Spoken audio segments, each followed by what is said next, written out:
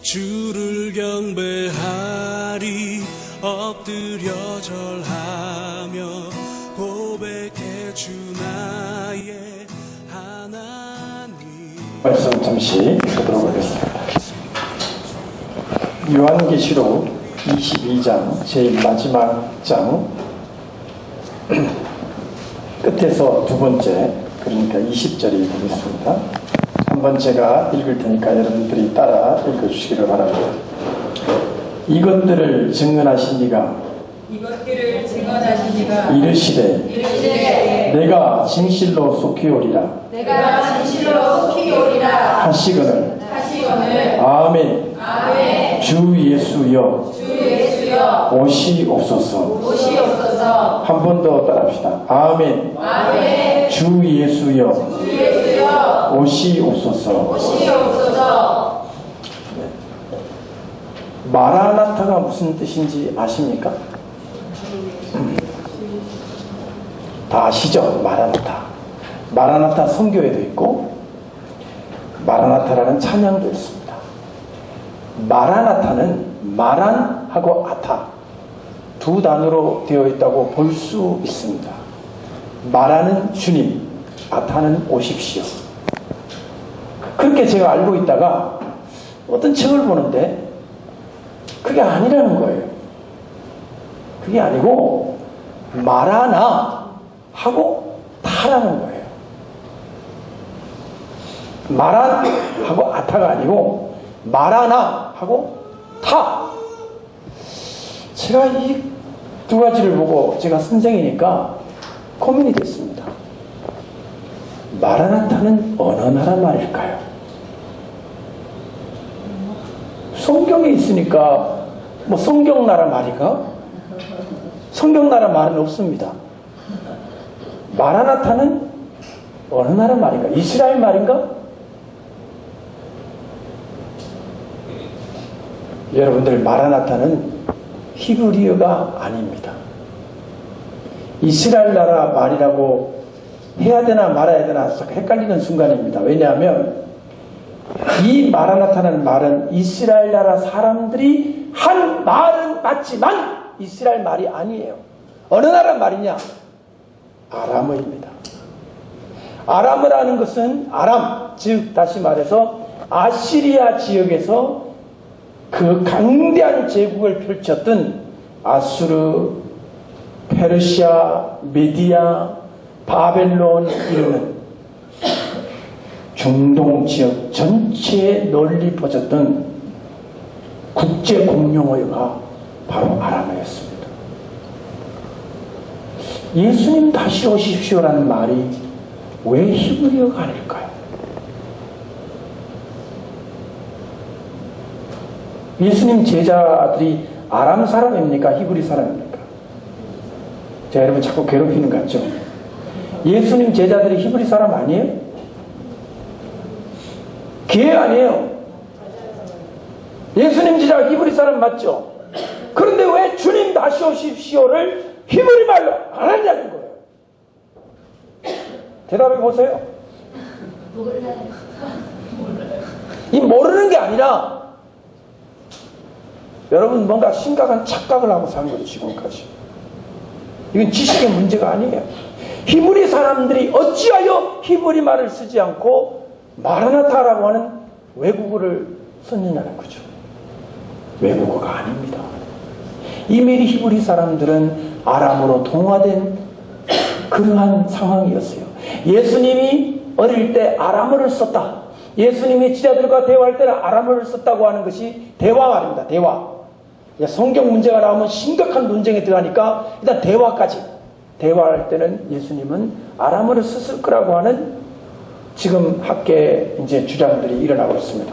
다수 주장은 아니에요. 아직도. 얼마 전에 교황하고 나타냐후가 둘이서 예수님은 어느 말이 썼느냐 해가지고 둘이서 논쟁을 벌인 적이 지금 페이스북에 올라와 있습니다. 바벨론 포로에서 이스라엘 사람들이 자기네 말을 잃어버렸어요. 에스라를 비롯한 바벨론 포로 후에 집회를 하는데 통역관을 붙였습니다. 여기 7국어 통역사와 계신데 지금 어디 가 계십니까? 예, 잠시 밖에 화장실에 가시는 것 같은데 이분이 7개 국어를 하세요. 7개 국어를. 그래가지고는 모든 통번역의 감수 최고 꼭대기에 있는 분이 지금 여기 발걸음을 하셨어요. 근데 통역을 붙이지 않으면 학사 에스라를 비롯한 제2성전 시대에 하나님의 종들이라는 설교와 성경 말씀을 알아들을 수가 없었다는 거예요. 누가? 히브리 사람이 히브리 성경을 설교하는 걸 못 알아들은 거예요. 왜? 70년 동안 아람어에 젖어버렸다는 거. 여러분 이 사실을 꼭 기억해야 됩니다. 그로부터 제 500년이 되지 않아서 500년이 뭡니까? 한 300년 어간에 예수님이 이 땅에 탄생을 하신 거예요. 초림으로. 그러면 그 시기에는 이미 사람들 머릿속에 우리나라가 일제 36년 동안 철저하게 일본 말로 변해버린 것처럼 조금만 들었으면 아마 우리말 잃어버렸을 거야 아마. 그렇게 말이라고 하는 것은 빠른 속도로 잊어먹기도 하는 겁니다. 마라나타는 말이 보통 말입니까? 주님 다시 오십시오인데 주님이란 말이 히브리어로 뭡니까? 아도나이 아닙니까? 주님이란 말이 헬라어로 뭡니까? 큐리오스 아닙니까? 히브리어도 아니고 헬라어도 아니에요. 아람어예요. 마라나타 찬송 나오잖아요. 맨날 부르면서 이게 히브리어인가 헬라어인가? 아닙니다. 아람어입니다. 마란이라는 말이 주라는 뜻이에요. 마라나 하면은 주여가 되는 거예요. 주여 하잖아요. 주님 부르는 거예요. 보커티브 혹격이에요. 부르는 거. 그냥 주님이라고 하는 그 서술이 아니라 주님 이래 부를 때는 마란아가 되는 거예요. 마란아. 우리도 주 안 하고 주여 그러잖아요. 여자를 붙이잖아요. 혹시 주 이런 분 계세요? 뭐 주 하시거나 주여 하거나 주님은 다 알아듣겠지만 여자를 붙이는 거는 부릅니다. 내가 지금 당신의 이름을 부릅니다라는 신호가 의미의 여자가 들어가죠. 그렇지 않습니까? 마라나 하면은 주여가 되는 거예요. 그리고 타 오십시오 이렇게 되는 거예요. 저 요한계시록 공부한 지 30년이 훨씬 넘어서 지금 30 몇 년째가 돼가고 있고 그동안 한국말, 영어, 그 다음에 헬라어로 공부를 하고 드디어 이제 제가 어디까지 도달했냐면 이 요한계시록이 어쩌면은 예수님의 제자들인 히브리어를 썼기 때문에 원래 원형이 히브리어가 아닐까 그렇게 제가 강의를 한 적이 있습니다. 히브리어. 그러니까 요한계시록이 지금 우리가 가지고 있는 거는 헬라어인데 원래 히브리어가 아니었을까 그렇게 추정을 하는 거죠. 그렇게 생각을 하고 히브리어 성경, 히브리어 요한계시록을 한번 찾아보았습니다. 근데 요한계시록을 히브리어 성경을 사면 저 제일 끝에 있습니다. 근데 그 히브리어 성경은 현대 히브리어예요. 그건 의미가 없어요. 사도 요한이 직접 사용했던 지금으로부터 2000년 전 히브리어 말입니다. 그 히브리어로 된 성경이라 해야 돼요. 그게 있느냐? 있어요. 프란츠 델리치라는 사람이 이거 술람 전문가들이 배운 건데 프란츠 델리치라는 사람이 예수님 당시의 히브리어로 신약 성경 전체를 재구성한 책이 나와 있어요. 이것은 예수님 당시에 사용되었을 것으로 추정되는 히브리어입니다. 잘 보세요. 프란츠 델리치가 연구를 해서 쓴 거예요. 실제 쓴 거가 발견된 게 아니죠. 학문적 가치는 좀 떨어집니다. 하지만 참고할 수는 있겠죠. 여러분 우리말도 세종대왕하고는 많이 다릅니다. 나란 말씀이 딩극에 따라 이렇게 나오잖아요. 우리나라 말로 지금 하는 말하고는 다르잖아요. 발음도 다르고 다 달라요. 500년이 지나면 이 발음이 달라지는 거예요, 지금. 그럼 제2성전 시대라고 하면 지금부터 2000년 전 그 시대의 히브리어와 지금 텔아비브에 가서 사람들이 쓰는 히브리어는 다른 겁니다. 그러니까 현대 히브리어는 학문적 가치가 없는 거예요. 그래서 열심히 프란츠 델리치의 히브리어 요한계시록을 공부를 해야 되겠다 그러고 마음 먹고 있었습니다. 마음만 먹고 있었어요. 근데 놀라운 새로운 발견이 뭐냐면 제가 물어보겠습니다. 여러분이 가지고 있는 이 성경책이 언제부터 여러분의 손에 잡히기 시작했는지 아세요? 잘 보세요. 제롬이라는 사람이 처음으로 라틴으로 성경을 번역하면서부터 1500년까지 2000년 동안은 가톨릭 교회는 성도들에게 성경을 못 읽게 했습니다. 성경은 오로지 신부들만 읽게 했습니다. 이때 그러면 제자들이 썼다고 추정되는 성경 원어 이거를 보존한 사람들이 있었습니다. 이게 누군지 아세요? 왈도파라는 사람입니다. 왈도파. 발덴시안스라고 하는 이태리 북부와 프랑스 남부 지역에 살았던 사람입니다. 지금도 그 사람들의 후예가 1000년, 1500년 지났는데도 그 사람들의 자손들이 살아남아 있어요.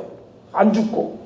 그리고 그들이 학교를 만들었는데 왈덴시안 테올로지컬 세미나리라는 걸 만들어 있어요. 이 사람들은 성경을 가지고 있다는 죄로 이단으로 찍혀서 이리저리 도망다녀야 했습니다. 성경 가졌다는 이유는 왈도파. 그 사람 프랑스 상인이었어요. 장사하는 사람이었어요. 그런데 예수를 믿고 보니까 예수님이 말씀한 기록하는 그 성경이 너무나 소중하다는 것을 알게 됐습니다. 이 왈도는 천주교의 그 핍박을 무릅쓰고 성경을 지켜야 되겠다.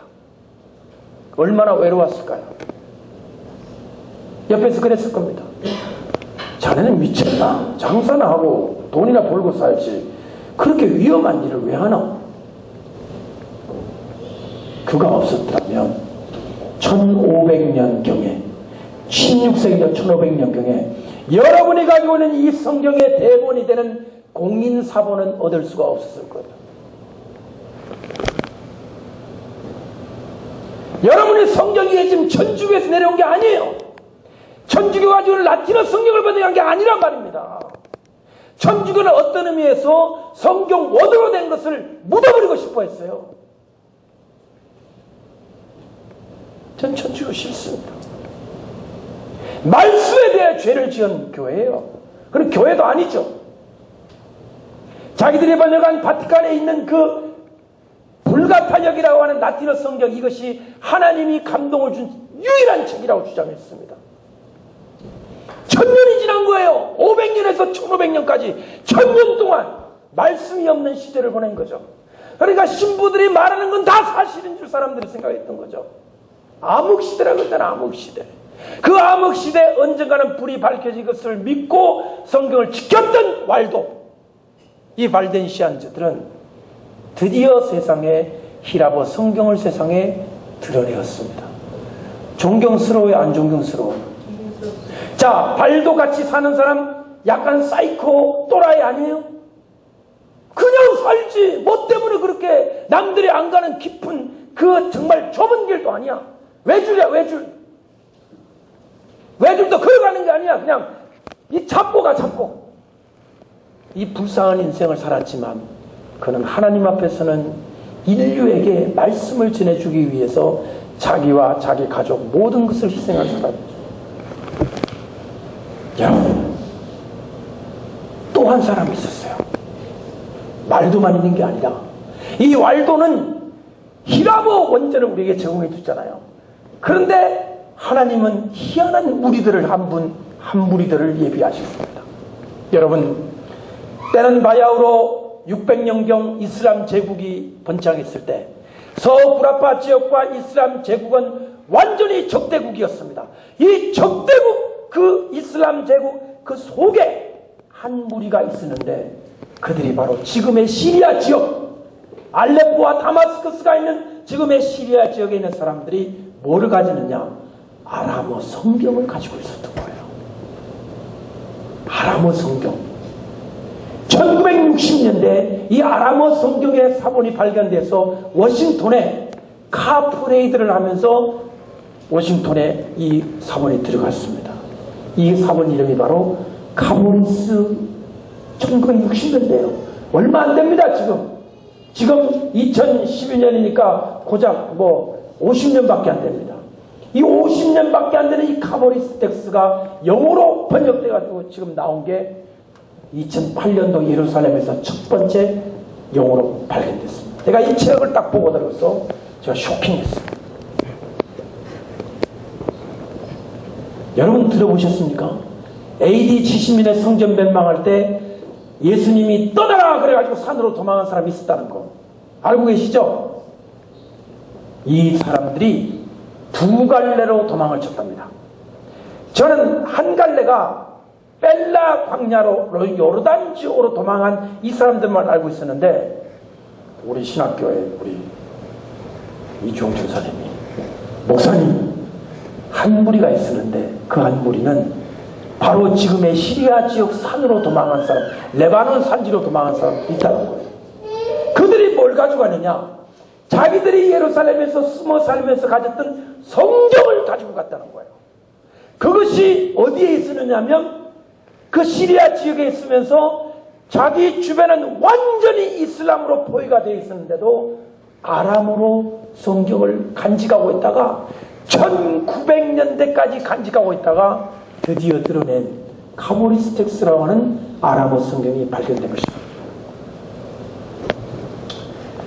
여러분 아람어하고 히브리어는 모양이 똑같아요. 옛날 지금은 글자가 다르지만 그래서 훈련받지 않은 사람들이 보면 이게 히브리어인지 그러니까 이스라엘 말인지 아람어인지 구별이 안 갑니다. 모음만 찍고 이게 사인만 좀 다르지 글자 기본 형태는 똑같습니다. 제가 여러분들에게 물었죠. 마라나타가 아람어라고. 그러면 엘리 라마 사막다니. 엘리 라마 사막대가 아람어예요. 엘리 라마 사막대가 예수님이 언제 그 말을 했을까요? 십자가에 달려가지고 몹시 아플 때 여러분 아프면 외국어 하십니까? 진실로 말하십니까? 너무나 아플 때 I am hurt 뭐 이럽니까? 아이고 이럽니까? 제가 미국에 아무리 8년을 아니라 8,000년을 공부해도 제가 아플 때는 아이고예요. 아이고. 예수님이 아파가지고 지금 돌아가시게 사정했는데 그때 외국어로 하셨겠어요? 아니면 가장 편한 말로 하셨겠어요? 그게 또 시편 22편이에요. 여러분 시편 22편이 히브리어로 기록됐어요? 아람어로 기록됐어요? 당연히 히브리어죠. 히브리어. 예수님이 랍비 아닙니까? 선생님이죠. 선생님이 성경을 인용할 때 원전을 인용해야 됩니까? 외국어로 인용해야 됩니까? 원전 그대로. 예수님 히브리어 몰랐다고 믿으시는 분 안 계시죠? 선생인데 랍비시잖아요. 인류 역사상 가장 뛰어난 선생님이세요. 그분이 십자가에 달려 돌아가가지고 이 중요한 순간에 성경을 인용할 때 원전 그대로 시편 20편 1편을 쫙 히브리어로 해야 되는데 와 히브리어로 안 했냐는 거예요. 왜 히브리어로 안 하셨습니까? 왜 엘리 라바 사박다니 이 사박다니 이게 전형적인 아람어 표현이에요. 너희 나를 버리셨느냐? 여러분 저는 이제 요한계시록에 수수께끼들이 있거든요. 잘 안 풀리는 거. 어쩌면은 아람어 혹은 히브리어의 세계 속으로 좀 더 깊이 들어가면 풀리지 않을까 그렇게 생각합니다. 네. 아람어로 요한계시록을 다시 본다면 어떻게 될까요? 몇 가지 중요한 요소들이 있어요. 기존에 가지고 있는 헬라어와는 뜻이 반대가 되는 그런 것들을 지금 강의를 진행하고 있습니다. 그래서 오늘 이 시간에는 여러분들에게 여러분이 가지고 있는 성경이 다 헬라어거든요. 아람어 성경이 번역됐다고 그래서 내가 찾아봤더니 창세기만 번역됐어요. 타르굼 옹켈로스라고 하는 타르굼, 예수님이 읽으셨던 것으로 추정되는 창세기. 표현이 굉장히 달라요. 우리 요즘하고. 그것만 번역해야죠. 서울대학교 배철원 교수님이 하버드 대학교에 박사를 받고 나오신 분인데 하시는데 신약은 번역이 안 됐어요. 신약은 지금 영어밖에 없어요. 그래서 요한계시록을 아람어로 공부할 필요가 있다는 것을 여러분들에게 말씀을 드립니다.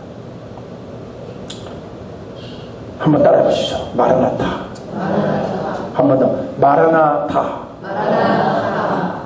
주여 오십시오. 이 마라나타라는 말이 그대로 있는 본문이 사도 바울의 글인 거 아세요? 여기에 또 한 번 놀라는 거예요. 바울은 히브리 사람이죠. 근데 헬라어에 능통합니까? 안 합니까? 능통한 정도가 아니죠. 학자예요, 그 사람은. 그런데 왜 그게 헬라어로 멋있게 뭐 큐리오스 이렇게 안 하고 왜 말아? 동네 말로 하십니까? 자기 고향 말로.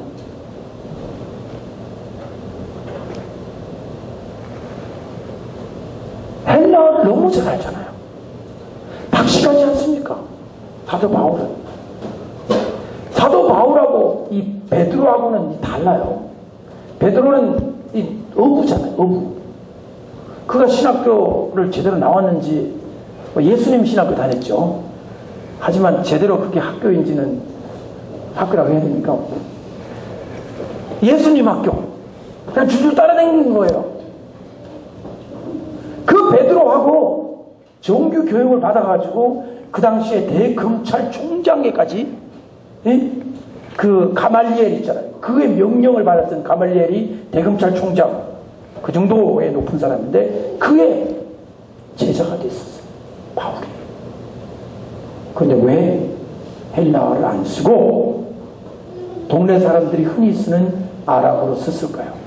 굉장히 중요합니다. 두 가지가 있어요. 첫째, 바울의 청중, 사도 바울의 설교를 듣던 사람이 누구였느냐를 이제 정확히 짐작하게 해줍니다. 여러분이 지금 청중이잖아요. 이 가운데 한 반만 미 8군에서 왔다 그러면 이제 영어로 할 거예요. 청중이 영어 사람 쓰는 사람이니까 이 중에 한 반만 일본어 사람이라면 일본어 통역을 붙일 거예요. 저는 못하니까. 왜 아람어로 마라나타를 했느냐는 것을 보았을 때 바울의 청중 가운데 다수가 유대 출신이었다는 걸 알 수 있어요. 자, 보세요. 바울이 전도할 때 주로 어디를 방문했습니까? 회당 방문 안 했나요? 회당 방문하면 이방인들이 쫙 가득 있습니까? 유대인들이 쫙 있습니까?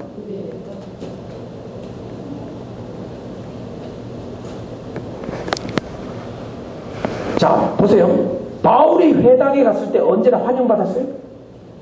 아니요. 환영 안 받았어요.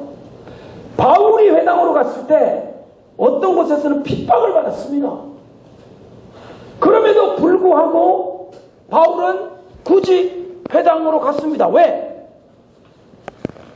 회당 밖에는 갈 데가 없었어요.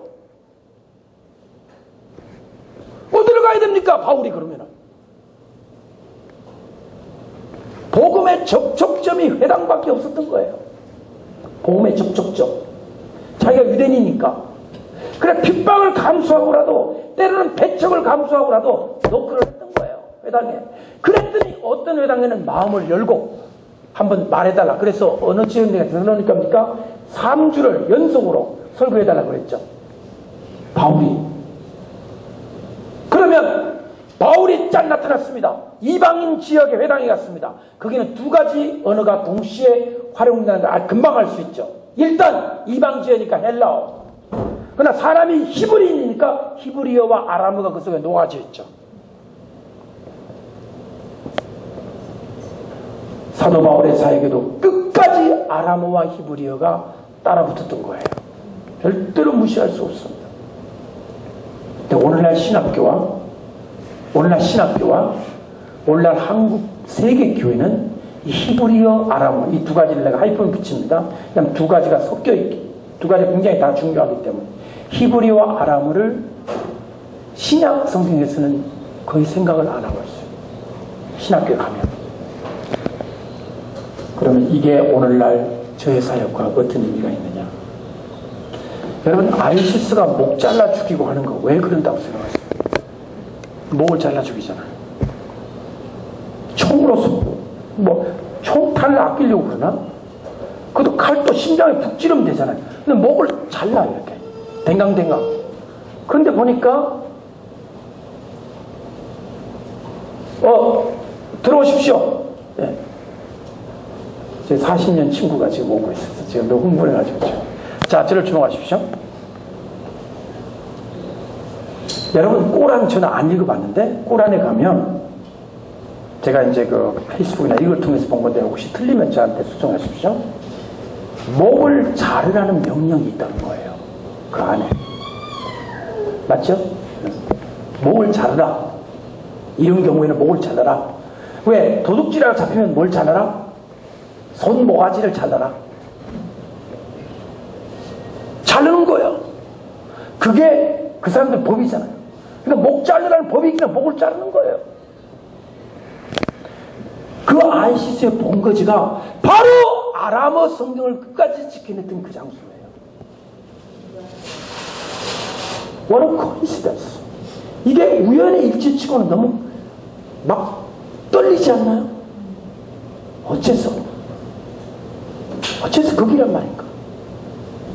이제 막 아람어 성경이 세계 수면 위로 떠오르려고 할 때 사단은 정확히 그것을 알고, 그래서 실제로 어떤 일이 있었냐면 이 아람 지역에 그 도시를 너무 사랑한 한 선교사님, 고고학자가 있었습니다.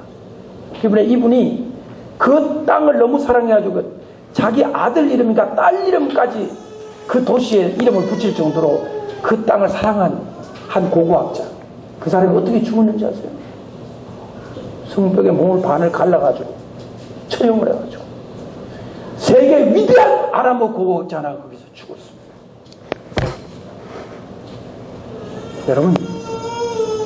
여러분은 어떻게 생각하십니까? 우리가 지금 살고 있는 시대가 어디까지 왔습니까? 앞으로 우리에게는 얼마나 많은 날이 남아있습니까? 우리는 모릅니다. 그러나 살아있는 사람이라면, 우리가 감각 있고 영적인 깨달음이 있는 사람이라면 우리가 지금 마지막 때를 살고 있다. 여러분, 지금 올레가 광고하는 거 보셨어요? 올레 KT가 무슨 광고 하던가요? 이제 여러분의 뭐를 검진해 주겠다. 여러분의 건강을, 헬스를 무선으로 다 검진을 해서 병원에다가 보고하는, 알려주는, 그래서 원격 진료가 가능하게 만들어주겠다고 지금 광고를 계속 때리고 있죠. 그렇게 하려면 무슨 통신이 여러분의 신체와 연결이 돼야 됩니다. 어떻게? 여러분이 동물은 하고 있잖아요. 우리 집 고양이 한 마리가 있어요. 그 고양이를 그냥 가져오라고 그랬는데, 그냥 주세요 그러고 이제 동물원에 가져오는데 주사를 빡 놓더라고. 이게 뭡니까? 그러니까 이게 바로 그 표라는 거예요. 지금 대한민국에서는 동물에게, 애완용 동물을 기를 때 그거 안 넣고 기르면 100만 원 벌금이에요. 여러분, 신고하면 그 동파라치가 무슨 파라치가 되는 거예요. 애파라치? 동파라치?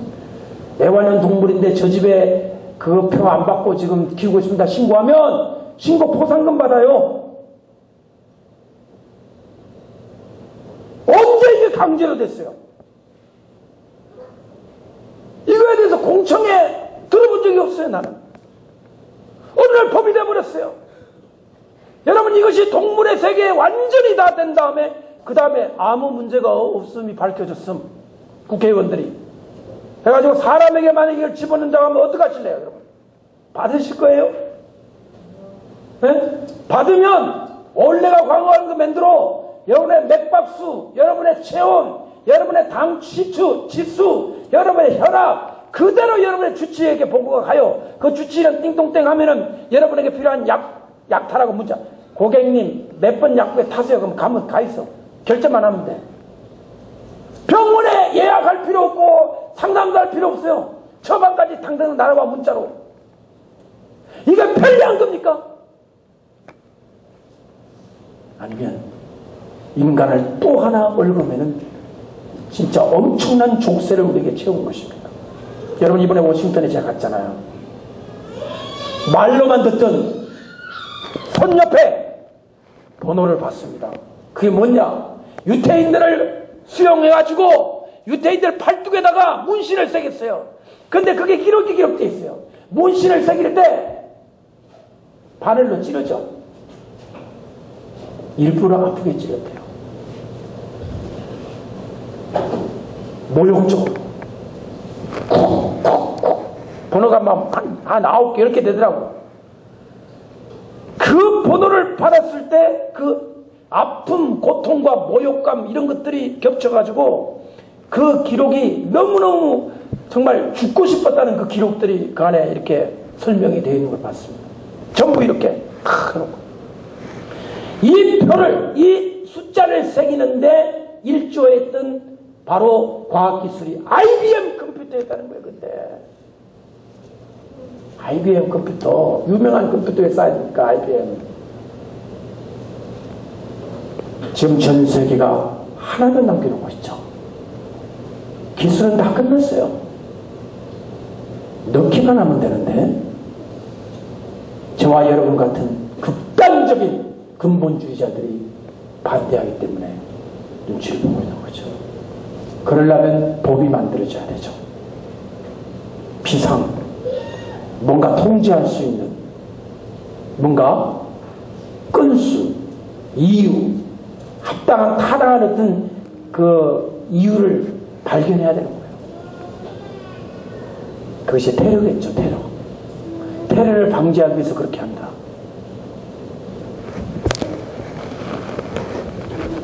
우리나라 경제에 대해서 사람들이 여러 가지 얘기합니다. 어느 날 갑자기 주식이 거꾸로 곤두박치지 않느냐. 미국 경제의 사람이 또 그렇게 얘기합니다. 자, 보십시오. 경제가 곤두박질치고 화폐가 출렁거리고 돈이 다 증발하고 하는 사이에 그때 슬그머니 들어오게 될 현상이 바로 그거죠. 이거를 받게 되면 국가가 완전 보장을 해주겠다. 여러분 어떻게 사실 겁니까? 다시 한번 제가 정확히 제 소신을 말씀드리면 여러분 우리 몸속에 받는 이 베리칩이 짐승의 표다, 666이다, 적그리스도의 표다, 이걸 받으면 지옥을 간다. 저는 그렇게 가르치지 않습니다. 왜냐하면 짐승의 출현까지 기다려봐야 한다. 그러나 받으면 안 됩니다. 모르기 때문에 받으면 안 됩니다. 저는 안 받을 거예요. 어떤 불이익이 내게 오더라도 안 받을 거예요. 불이익이란 뭐죠? 만약에 은행의 표를 받지 않으면 여러분이 은행에 저축한 모든 돈이 다 증발해요. 찾을 수가 없어요. 직장에서 잘려날 거예요. 공무원들에서 축출될 거예요. 네가 안 받으면 군인들 같은 사람 제일 먼저 받겠죠. 군인들 안 받는다 그러면 영장 보내겠죠. 자, 이 일이 우리에게 성큼 전에는 몇 년도 그랬는데 몇 년도는 의미 없습니다. 다가오고 있다는 거예요. 지금 요한계시록에서 얘기한 666의 사람의 오른손과 이마의 표를 받게 하려고 하는 그런 세계가 멀지 않다는 거죠. 어쩌면 유대인들이 왼손입니까? 표를 하고 이마에 표를 하고 이거 차는 거 그걸 뭐라고 그러죠? 테펠릿입니까? 이거 하고 이거 하는 거하고 똑같습니다. 오른손 왼손만 다르지. 유대인들은 하나님의 말씀을 붙였어요. 그죠?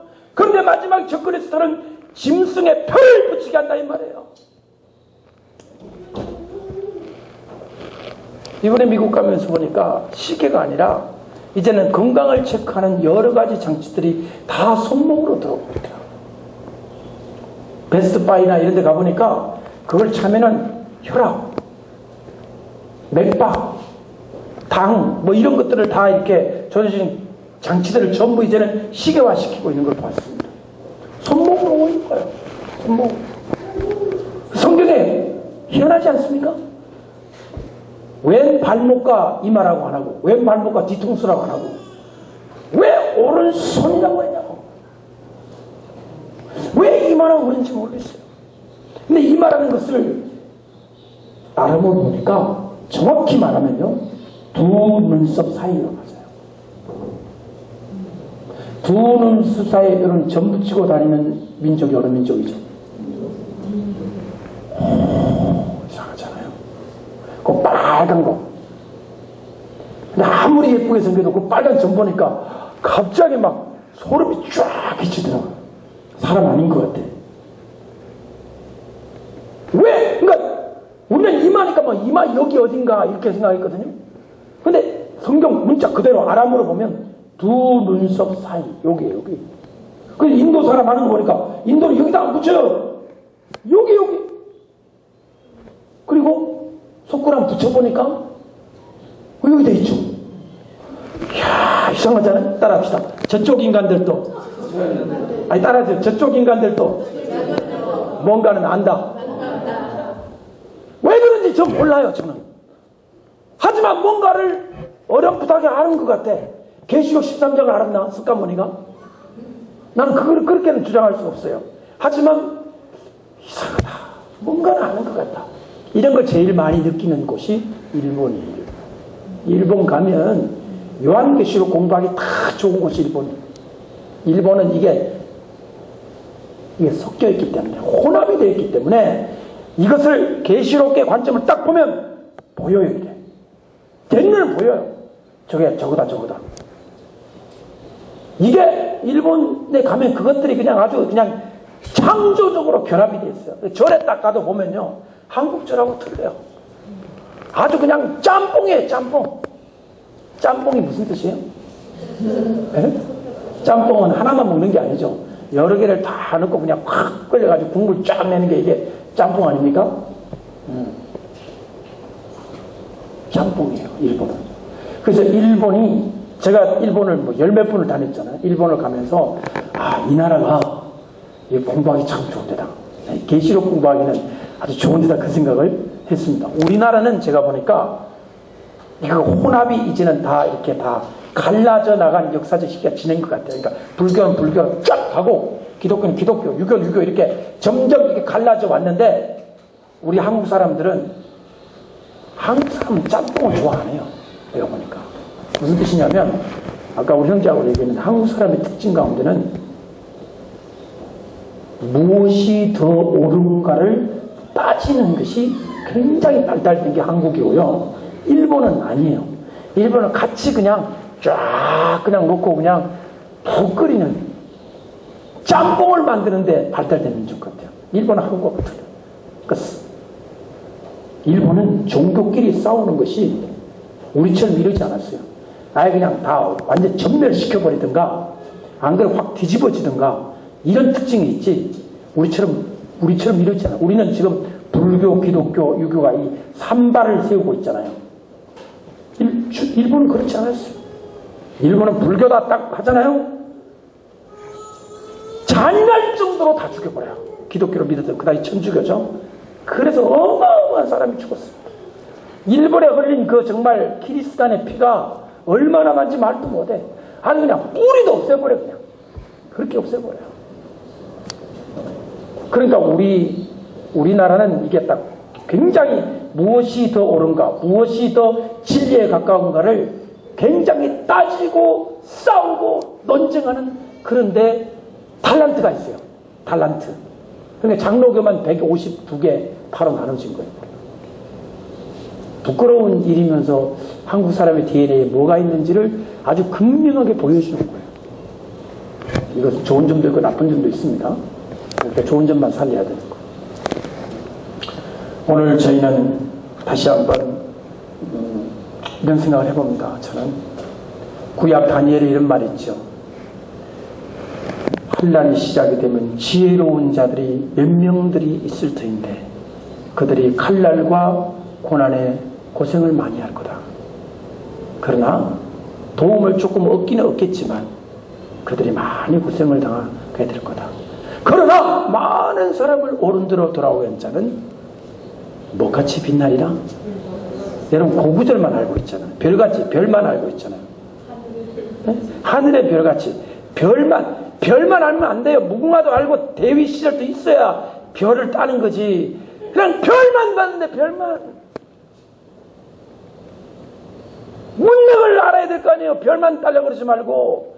그 지혜로운 자들이 무리로 연단되고 은처럼 단련되고 정말 사람들의 모욕과 미움과 고난을 겪어가면서 끝까지 하나님 앞에 충성했던 그 흔적이 있어야, 아니 이 소위 시험부터 빡빡 쥐어가지고 나중에 별 따는 거지 값 없어요. 그냥 따는 건 없어요.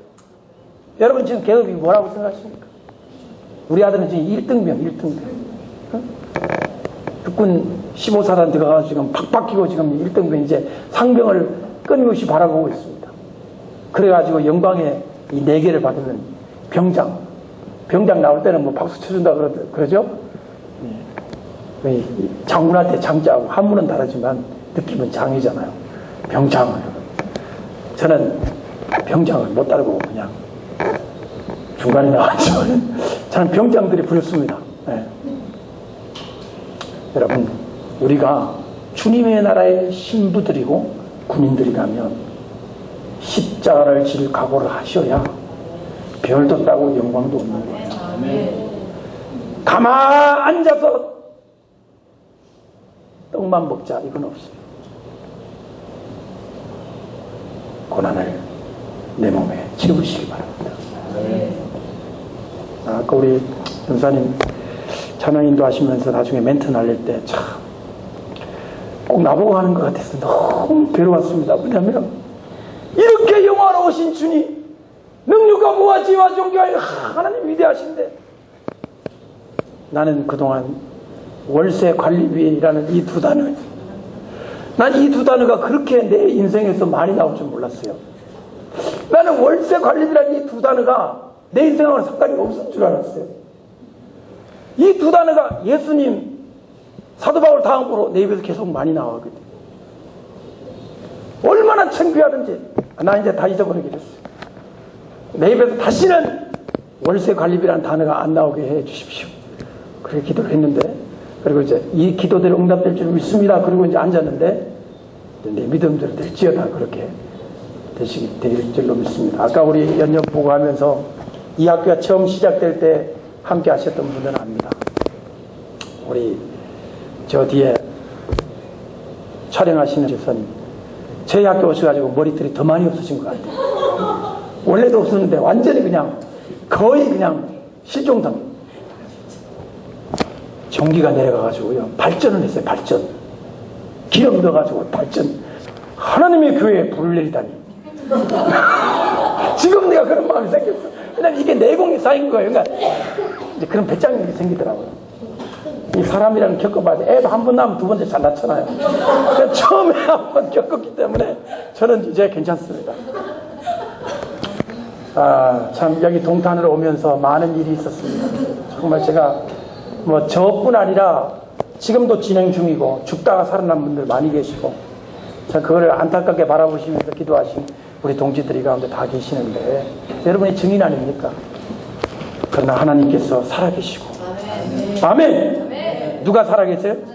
하나님이 살아계시고 또 하나님이 일을 시작하시는데 마무리를 하나님이 하시겠죠. 저는 그렇게 믿습니다. 그냥 하나님이 시킨 대로만 일을 하고 나머지는 주님께 맡긴다 하는 그런 마음을 가지고 지금까지 가고 있습니다. 이렇게 먼 것 같이 오셔서 감사하고 앞으로 요한계시록이라는 책을 너무 멀리 하지 마시고 좀 더 가까이 하시면서 이 마지막 시대를 참 무릎 꿇고 읽으면서 주님이여 이때 우리가 어떻게 해야 되겠습니까? 라고 기도하는 경건한 우리들로 다 서시기를 주님의 이름으로 축복합니다.